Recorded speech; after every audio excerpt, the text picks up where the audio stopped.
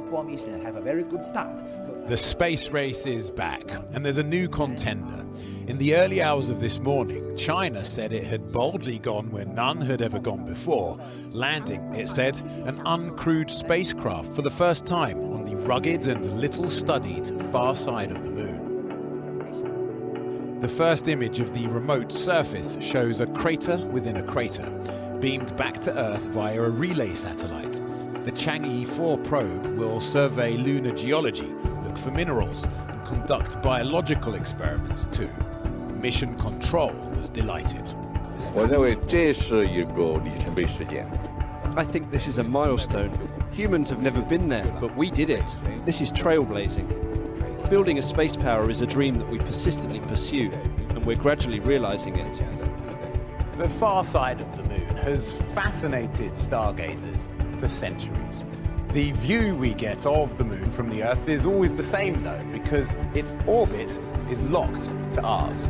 This means that the time it takes for the moon to spin once on its axis is exactly the same time as it takes the moon to turn around the Earth once.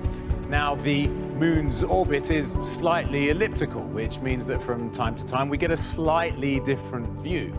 But 41% of the moon's surface, the far side, is always hidden from Earth's view.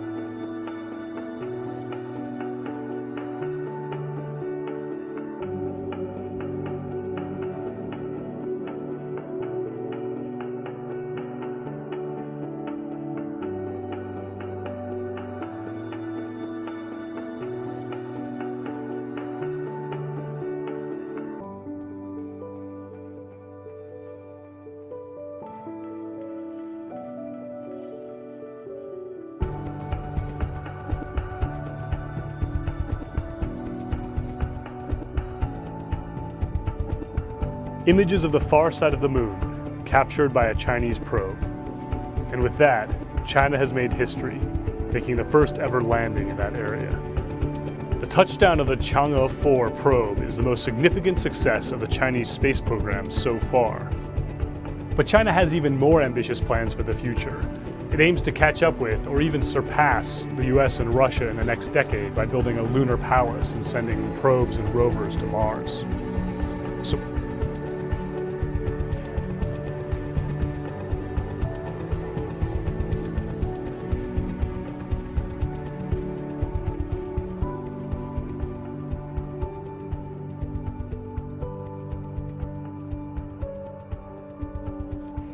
It is my desire, if not my duty, to try to talk to you journeymen with some candor about what is happening to radio and television. And if what I say is responsible, I alone am responsible for the saying of it. Our history will be what we make of it. And if there are any historians about 50 or 100 years from now, and there should be preserved the kinescopes of 1 week of all 3 networks, they will there find, recorded in black and white and in color, evidence of decadence, escapism, and insulation from the realities of the world in which we live. We are currently wealthy, fat, comfortable, and complacent. We have a built-in allergy to unpleasant or disturbing information. Our mass media reflect this. But unless we get up off our fat surpluses and recognize that television in the main is being used to distract, delude, amuse, and insulate us, then television and those who finance it, those who look at it, and those who work at it may see a totally different picture too late. This instrument can teach, it can illuminate, and yes, it can even inspire. But it can do so only to the extent that humans are determined to use it towards those ends. Otherwise, it is merely wires and lights in a box. Good night, and good luck.